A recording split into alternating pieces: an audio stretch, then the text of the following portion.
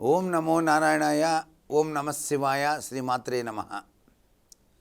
ఆంధ్రజ్యోతి సాంప్రదాయ కార్యక్రమంలో ధర్మ సందేహాలకి స్వాగతం.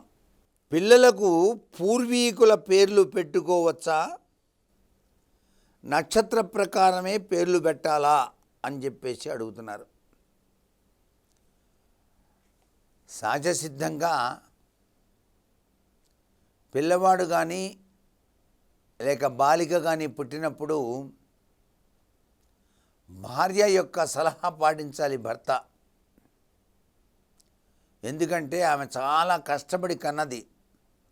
9 నెలలు మోసి నీకు వంశోద్ధారకుడిని ఇచ్చింది, లేక లక్ష్మీప్రదమైనటువంటి బాలికని ఇచ్చింది. అటువంటప్పుడు ఆమెకి ఎక్కువ విలువ ఇవ్వాలి. చెప్పు ప్రియా, ఏం పేరు పెడదాం? నీకు ఇష్టమైనటువంటి పేరే నేను పెడదాం అనుకుంటున్నాను అని అడిగితే అది అన్యోన్య దాంపత్యానికి నిదర్శనం అవుతుంది.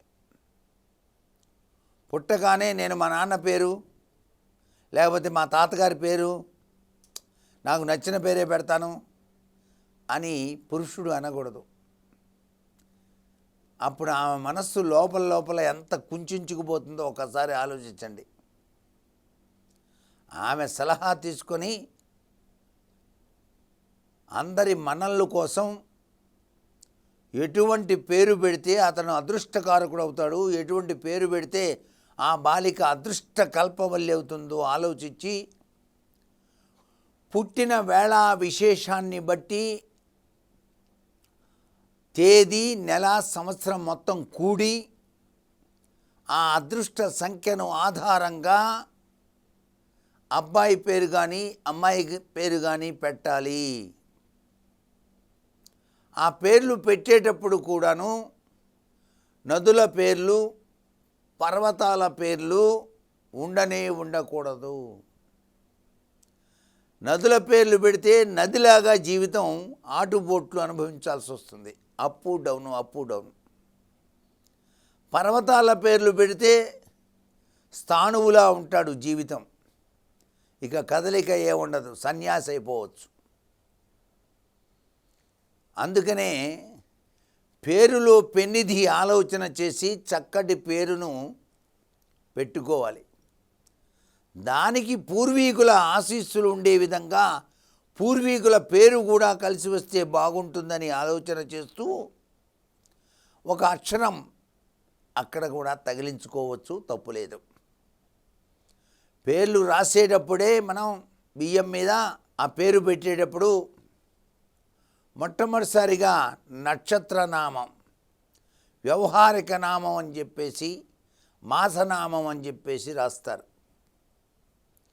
అందరూ పిలిచేటువంటి పేరు చాలా గొప్పదిగా ఉండాలి. మీరు ఇంత చేడు ఖర్చు పెట్టుకొని పేరు పెట్టినా వాణ్ణి ఏదో నిక్నెమ్ పెట్టి పిలిస్తే ప్రయోజనం ఏముంది చెప్పండి? ఆ పేరులో మంత్రప్రభావం ఉంటుంది, పెన్నిధి ఉంటుంది.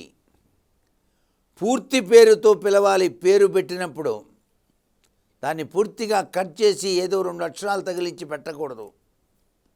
ఇది బాగా గుర్తుపెట్టుకోండి. నిక్నేమ్ కూడా పెట్టేటప్పుడు చాలా బాగా ఆలోచించి పెట్టండి. ఎవరైనా సరే ఇష్టం వచ్చిన పేర్లు పెట్టకండి. కుక్క పిల్లలకు పేర్లు పెట్టినట్టుగా చాలా తప్పన్నమాట. ఇది బాగా గుర్తుపెట్టుకోవాలి. నామకరణ మహోత్సవం అన్నారు, మహా అద్భుతంగా ఉండాలి.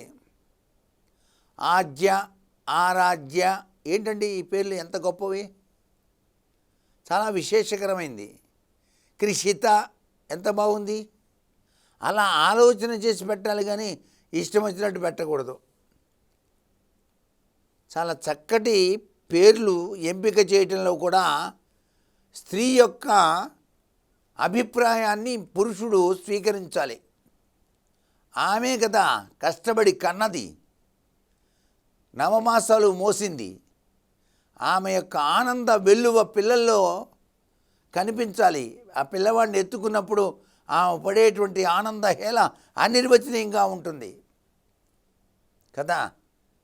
ఇది బాగా ఆలోచించి నిర్ణయం తీసుకోండి ఎవరైనా సరే.